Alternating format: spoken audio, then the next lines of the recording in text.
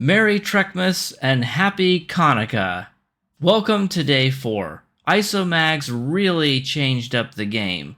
And today I want to talk about who the winners are. I mean, they made a lot of ships better, like the Gagarin, the Vengeance, and the Inquiry. But those ships were already good. That's like adding chocolate to peanut butter. I want to see who the real winners were, not the ones who went from hero to better hero, but the ones that went from dumpster tier to respectable.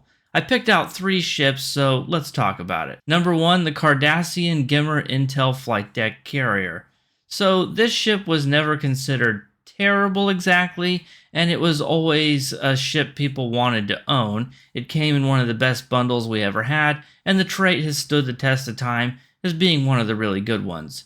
However, the pets kinda sucked. Intel hadn't had a rework yet, and it only had 3 tactical console slots, so people did sleep on it a little bit. However, it's significantly better now. With the Intel rework and the 5 engineering console slots, you can put up to 7 Isomags on it, just making it much stronger than it used to be. The bridge officer layout is really nice, and that's why it gets 3rd place. Number 2, the Scott Miracle Worker Cruiser.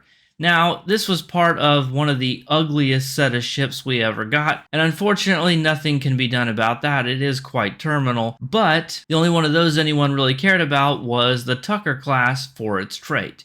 However, in retrospect, the Scott looks a lot better, with all the Miracle Worker seating and 5 engineering console slots, plus the 1 extra for it being a full Miracle Worker ships, means you can get 8 Isomags on there, which I'm not even sure is actually legal, making it a pretty sweet ride, even though probably no one's gonna fly it because, well, it's a butterface. But that leads us to the number 1 pick. The ship I think has benefited the absolute most from the Isomag revolution, and that would be the Parliament. Now listen, it still has a dumpster fire of a bridge officer layout and nothing can be done about that. But oh boy, did people get in their feelings when this ship came out. I tried my very best to be neutral about it and not join in on the bandwagoning, but the best I could do is really to say, it has a nice personality at least. Damage isn't everything in the game. People were outraged that this ship was so quote-unquote bad,